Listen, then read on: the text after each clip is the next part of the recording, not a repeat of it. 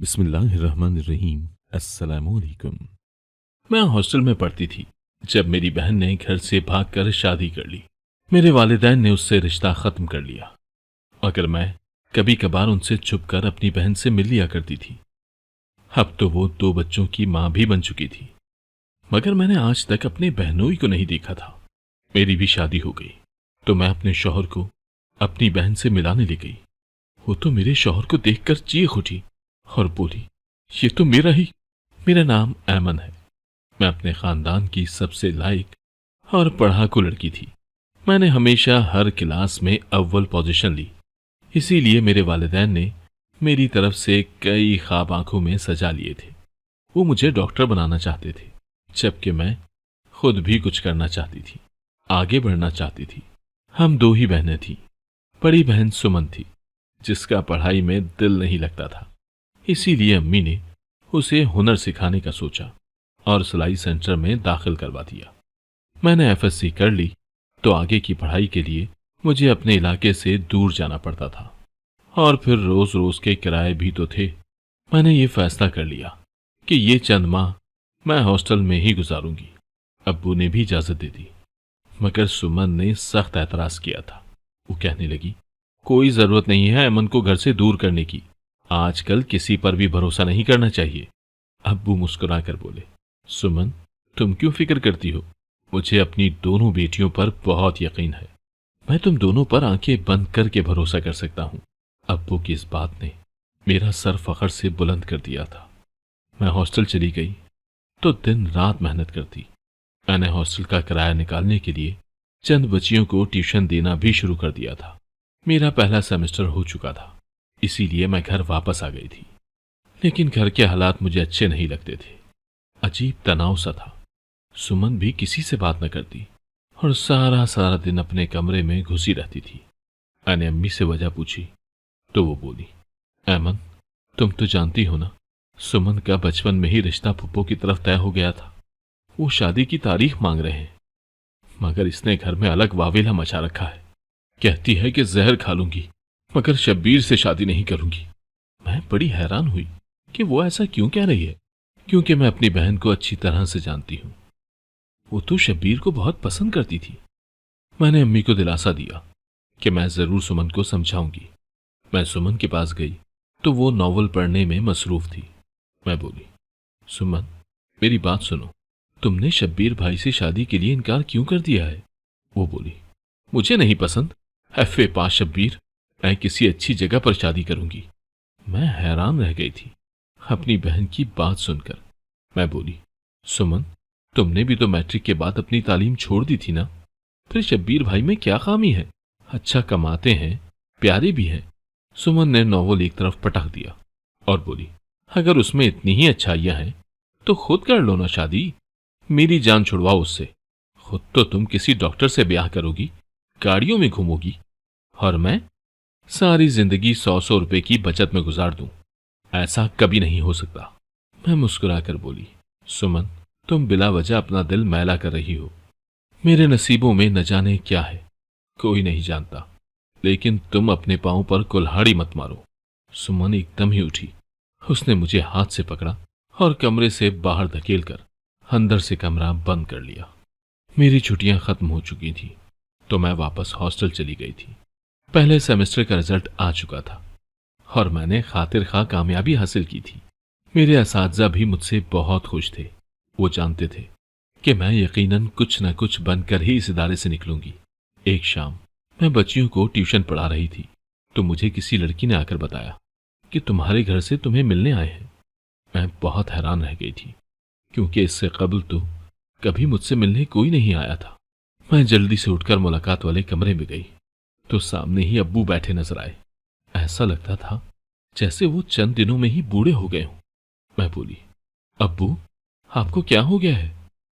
वो उठकर मेरे गले आ लगे और फूट फूट कर रोने लगे और बोले, ऐमन, अपना सारा सामान उठा लो। मेरे दिल में ढेरों सवाल आए थे, मगर मैं अब्बू की हालत देखकर चुप कर गई थी। मैंने जल्दी से सारा सामान उठाया और छुट्टी लेकर घर चली गई। मैं घर पहुंची तो अम्मी बैंड डाल डाल कर रो रही थी। वो बोली, हाय मेरी सुमन, मेरे दिल पर एकदम से बिजली गिरी थी। मैं बोली, अम्मी क्या हुआ सुमन को? वो ठीक तो है ना? अब्बू बोले, हाँ अमन पुत्र, वो तो ठीक है, मगर हमें हमेशा के लिए बीमार कर गई है। वो घर छोड़कर भाग गई है। उसने ये भी ना सोचा कि उसके वालिदैन किसी से नजर मिलाने के काबिल नहीं रहेंगे। देखो, वो हमें बदनाम कर गई है। मैं तो अब्बू की बात सुनकर ही तंग रह गई थी। मैंने तो कभी ख्वाब में भी नहीं सोचा था कि सुमन इस हद तक चली जाएगी। मैंने बड़ी मुश्किल से वालिदैन को संभाला था। हमारे मोहल्ले वाले लोग ताजियत के नाम पर हमारा दिल जलाने चले आते थे। कोई कहता, अपनी सुमन तो ऐसी नहीं लगती थी, तो कोई कहता, सुमन थी ही अजीब सी। मैंने खुद उसे गली में लोगों के साथ हंस हंस कर बातें करते हुए देखा है। जितने मुंह उतनी बातें थी, मगर ये बातें मेरे वालिदैन के दिल पर बिजली की तरह गिरती थी। एक दिन मैंने भी गुस्से में आकर ताजियत करने वालों को यह कहकर घर से निकाल दिया था कि सुमन घर से भागी है, मरी नहीं है। मरने वालों की ताजियत करते हैं, भाग जाने वालों पर तो लानत मलामत की जाती है। और खुदारा, आप लोग ये लानत मलामत अपने घरों में बैठकर ही किया करें। मेरी तालीम का भी काफी हर्ज हो रहा था, मगर मैं कैसे उनसे कह देती कि मैं जा रही हूं, खुद को संभाल ले। मैंने अपनी प्रोफेसर से बात कर ली थी, उन्होंने मुझे छुट्टी भी दे दी थी। आहिस्ता आहिस्ता जब मेरे वालिदैन के जख्म सीलने लगे तो मैंने अब्बू से वापस हॉस्टल जाने की इजाजत मांग ली थी। अगर अब्बू ने मेरे सामने हाथ जोड़ दिए, वो बोले, बेटी मुझ पर इतना बड़ा जुल्म मत करो, मैं अब तुम्हें आगे पढ़ने की इजाजत नहीं दे सकता। मुझे किसी पर यकीन नहीं रहा। मेरी एक बेटी ने तो मेरा मान तोड़कर मुझे रुस्वा कर दिया है। मेरी आंखों से बेशुमार आंसू निकल आए थे और उन्हीं आंसुओं में मेरा डॉक्टर बनने का ख्वाब भी बह गया था। अब मैं सारा सारा दिन घर पर रहती, अम्मी के साथ काम में हाथ बटाती, मगर जो ही रात होती तो मैं सबसे छुप छुप कर बहुत रोती थी। गलती मेरी बहन ने की थी और सजा मुझे मिल रही थी। अब्बू कहते थे कि वो मुनासिब रिश्ता ढूंढकर मुझे जल्द से जल्द रुखसत करना चाहते हैं, मगर अब हमारे घर मुनासिब रिश्ता आना कहां से था। अब्बू फुप्पो के घर भी गए थे। उन्होंने कह दिया कि बड़ी बेटी ने वफा नहीं की तो आप छोटी बेटी को ही अपनी बहू बना लें। लेकिन फुप्पो ने अब्बू को बेइज्जत करके घर से निकाल दिया था। वो बोली, एक लड़की की तरबियत ऐसी है तो दूसरी बेटी की कैसी होगी। हाँ, खैर, सुमन के जाने के बाद जिंदगी हम पर तंग हो चुकी थी। हर कोई मुझे भी शक की निगाह से देखता था। मैंने अपने कानों से सुना था, मेरी खाला कह रही थी, लगता है इसने बड़ी बहन की तरह यूनिवर्सिटी में गोल खिलाए हैं, तभी तो बाप ने इसे घर पर बैठा लिया है। अब्बू भी अब ये ताने सुन सुनकर बीमार पड़ चुके थे, कहीं आते जाते भी नहीं थे। सारा सारा दिन घर में पड़े रहते। घर में गुर्बत छा गई थी। इन हालात के पेश नजर मैंने मोहल्ले वाली आंटियों से कह दिया कि मैं बच्चों को ट्यूशन पढ़ा सकती हूँ, आप उन्हें मेरे पास भेज दिया करें। लेकिन सभी ने मेरे मुंह पर ही ना कह दिया था। और वजह क्या थी? वजह यह थी कि मैं एक खराब लड़की थी। जब उस्ताद का किरदार ही खराब हो तो बच्चों को क्या पढ़ा सकता है। मैंने अब्बू की मिन्नतें कर करके एक स्कूल में जॉब कर ली, लेकिन जिंदगी के इम्तहान यहीं पर खत्म नहीं हुए थे। स्कूल में ब्रेक का वक्त हुआ तो मैं भी कुछ खाने के लिए कैंटीन चली आई थी। कैंटीन पर खड़ी लड़की को देखकर उससे अपने कदमों पर खड़ा नहीं हुआ गया था, क्योंकि वो कोई और नहीं बल्कि मेरी बहन सुमन थी। मैं उसे पूरे 1.5 साल बाद देख रही थी। उसने मुझे देखकर नजरें झुका ली थी, जबकि मैं चुपचाप वापस अपने क्लासरूम में आ गई थी। छुट्टी के टाइम मैंने सुमन को जाकर पकड़ लिया था। वो मेरे गले लगकर फूट फूट कर रोती रही थी। मैंने भी आज दिल की भड़ास निकाल ली थी और खूब रोई थी। मैं बोली, सुमन, तुम्हारे जाने के बाद अब्बू भी यूं ही मेरे गले लगकर रोते थे। तुमने बहुत बड़ी गलती कर दी मेरी बहन। वो कहने लगी, मैंने अपने वालिदैन का दिल दुखाया, तुमसे हसद किया, मुझे न जाने क्या हो गया था। फुप्पो का बेटा शब्बीर इतना बुरा भी नहीं था, कम से कम मेरे मौजूदा शौहर से तो अच्छा ही था ना। मेरा शौहर एक नंबर का निकट्टू है, वो सारा सारा दिन घर पर पड़ा आराम करता है। मेरे ससुर ने मुझ पर तरस खाकर इस स्कूल में कैंटीन पर लगवा दिया है। वो कहते थे कि मेरी बहू अपना कमाए, उसे किसी के सामने हाथ ना फैलाने पड़े। लेकिन मेरा शौहर मुझसे सारे पैसे ले लेता है। हेमंत, तुमसे एक ही रिक्वेस्ट है, तुम प्लीज घर में किसी को ना बताना कि मैं यहां हूं या तुम मुझसे मिली हो। मैं हंसकर बोली, सुमन, फिक्र न करो, मैं दोबारा से अपने वालिदैन को अजियत से गुजारना नहीं चाहती। अगले दिन मैं स्कूल गई तो पता चला कि कैंटीन वाली लड़की सुमन काम छोड़कर चली गई है। मुझे बेइंतहा दुख हुआ था, मगर क्या किया जा सकता था। दुख और गम तो जिंदगी का हिस्सा है। खैर, हर रोज मेरे लिए रिश्ता आता मगर फिर इनकार हो जाता। इसी तरह मेरी जिंदगी के कई साल तबाह हो चुके थे। अब्बू अब बहुत कमजोर हो चुके थे। एक शब वो मेरे कमरे में आए। वो बड़े परेशान दिखाई दे रहे थे। उन्होंने मेरे सामने हाथ जोड़ दिए। वो बोले, अपने बाप को माफ कर देना मेरी बच्ची, मैंने सुमन का बदला तुझसे ले लिया। तुम्हारी जिंदगी के इतने कीमती साल तबाह कर दिए। अब तक तो तुमने डॉक्टर बन जाना था। मैंने तुम पर बहुत जुल्म किया। काश मैं ये सब ना करता, मगर मैं डर गया था मेरी बच्ची। मुझे खौफ आता था कि अगर तुमने भी गलती कर ली तो हमारा क्या होगा। हम दोनों तो जीते जी ही मर जाते। तुम ही तो हमारी जिंदगी का सहारा थी। अब मैं देख रहा हूं कि किस तरह तुम लोगों के सामने सच संवर कर आती हो, मगर फकत तुम्हें इसलिए ठुकरा कर चले जाते हैं क्योंकि तुम्हारी बहन का किरदार दागदार है। मैंने फैसला कर लिया है कि हम ये इलाका छोड़कर चले जाते हैं। हम वहां जाएंगे जहां हमें कोई पहचानने वाला ना हो। मैं बोली, अब्बू, मेरी जॉब। अब्बू बोले, मुझे जॉब से कोई गर्ज नहीं है, मैं तो बस तुम्हारा घर बसाना चाहता हूं। मैंने कभी अब्बू के साथ जिद नहीं की थी, कभी उनकी बात के आगे इनकार नहीं किया था। इस बार भी मैंने चुपचाप उनकी बात मान ली थी। हम एक नए इलाके में आकर बस चुके थे। हमारे इर्द गिर्द के लोग नहीं जानते थे कि मेरी कोई बहन घर से भाग कर भी गई है। मेरे अब्बू को ताना देने वाला भी कोई नहीं था, मगर सुकून हमें फिर भी नहीं था, क्योंकि इंसान अपनी जगह तो तब्दील कर सकता है मगर अपनी अजियत नहीं भूल सकता। दुनिया वाले बेशक ना जानते हों कि सुमन ने हमारे साथ क्या किया, मगर अब्बू तो जानते थे ना कि उनकी बेटी घर से भाग कर गई है।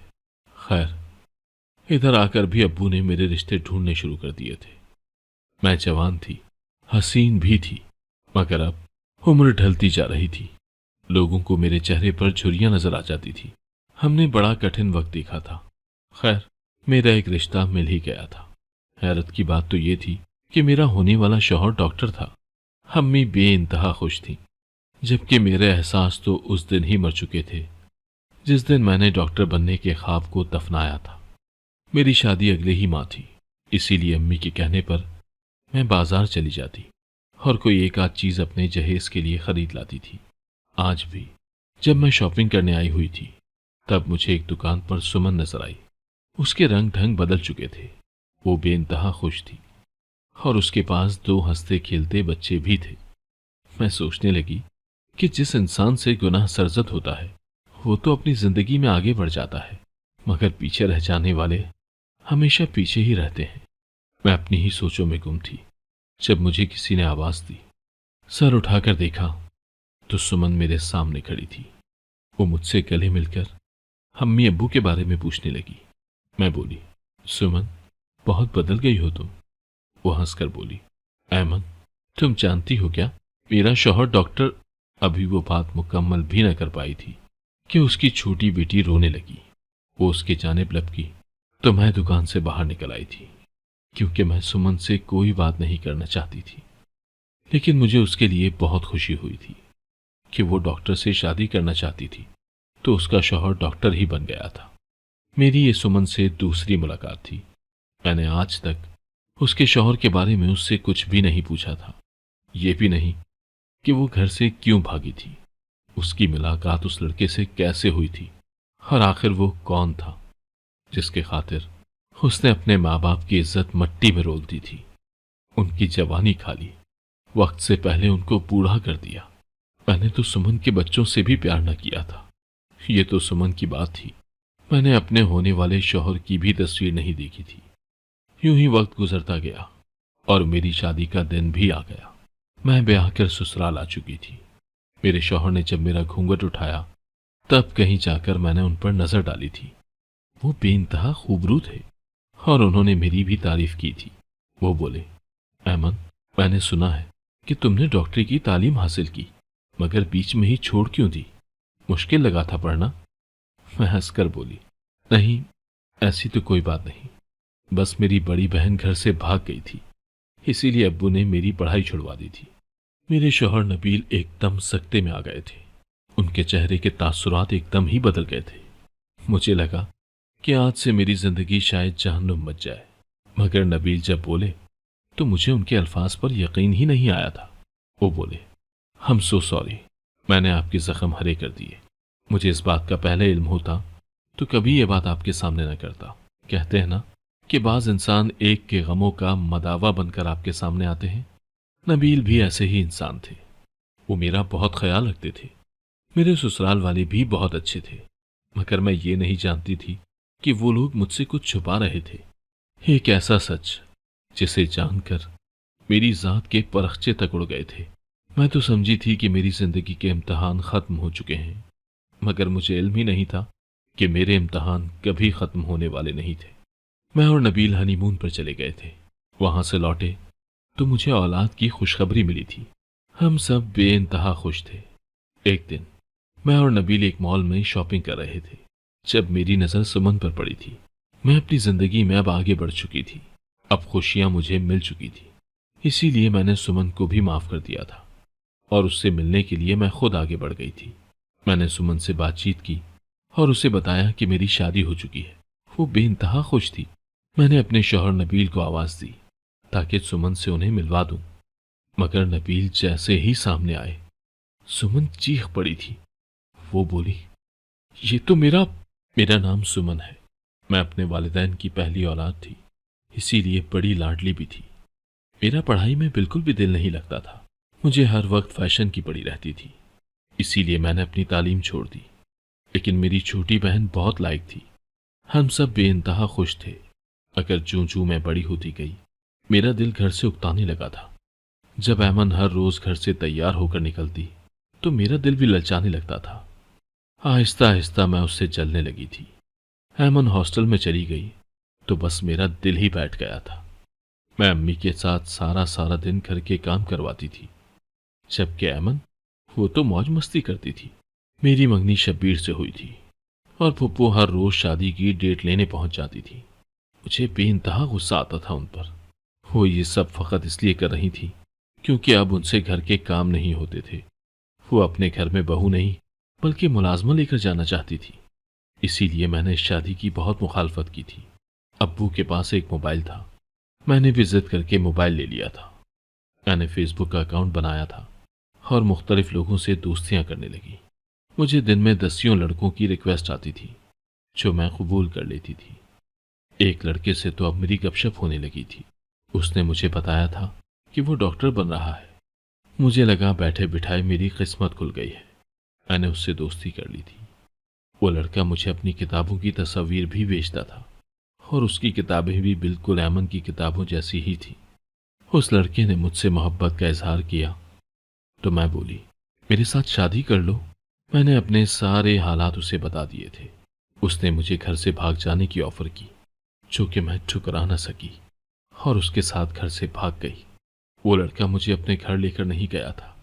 उसने मेरे साथ निकाह किया और मुझे एक हफ्ते के लिए अपने दोस्त के घर रखा। फिर एक सुबह जब मैं उठी तो मेरे सराहने खत पड़ा था जिस पर उस लड़के ने लिखा था, मैं हमेशा हमेशा के लिए जा रहा हूं, तुम मुझे भूल जाना। ये सब पढ़कर तो मेरा दिमाग ही घूम गया था। मैं कैसे उस लड़के को भूल सकती थी? मैंने तो उसके खातिर जिल्लत को गले से लगाया था। मैंने फेसबुक से उस लड़के का पता निकाला और उसके घर पहुंच गई। वो लड़का तो मुझे देखकर मरने वाला हो गया था। मैंने अपने ससुर को सारी बात बता दी तो उन्होंने मेरे सर पर हाथ रखकर मुझे कबूल कर लिया था। फिर मुझे मालूम हुआ कि मेरा शौहर तो एक नंबर का निखट्टू है। डॉक्टर वो नहीं बल्कि उसका भाई बन रहा था। मेरे ससुर ने हर तरह से मेरा साथ दिया। मुझे स्कूल में कैंटीन पर भी लगवाया। आखिरकार मेरे ससुर ने यह ऐलान कर दिया था कि अगर मेरे शौहर ने काम न किया तो वो उसे अपनी जायदाद से आग कर देंगे। इसी डर से मेरे शौहर ने काम शुरू कर दिया था। मेरा देवर डॉक्टर बन गया तो उसने हमें अलहदा घर लेकर दे दिया और 2 बच्चों के बाद आखिर मेरे हालात ठीक हो ही गए थे। मेरे देवर की शादी तय हो गई थी। मैं बहुत खुश थी। मैंने सारी बरी अपने हाथों से तैयार की थी, मगर मायों की रात मेरा पैर रपट गया और मैं गिर गई। मेरा तीसरा हमल ठहर न सका। मैं अस्पताल में एडमिट थी। मैं ठीक हुई तब पता चला कि मेरी देवरानी उम्मीद से है, इसीलिए मिलने न गई कि पता नहीं मेरा मिलना ठीक भी है या नहीं। लेकिन आज तुम जिस लड़के से मुझे यह कहकर मिलवा रही हो कि ये मेरा शौहर है, दरअसल ये तो मेरा देवर है। किसी ने सच ही कहा था कि दुनिया गोल है। हम बहनें यूं मिल चुकी थी। मेरे ससुर ने मेरी, मेरे वालिदैन की और मेरी बहन की सुलह करवा दी थी। यूं एक बार फिर से हमारी जिंदगियों में रौनक और खुशियां आ गई थी। अगर आपको आज की कहानी पसंद आई है तो वीडियो को जरूर लाइक कीजिएगा और अपने दोस्तों के साथ भी शेयर कीजिएगा। और हाँ, अगर आपने अभी तक हमारा चैनल सब्सक्राइब नहीं किया तो जरूर सब्सक्राइब करें। मिलते हैं कल एक नई और दिलचस्प कहानी के साथ। अल्लाह हाफिज।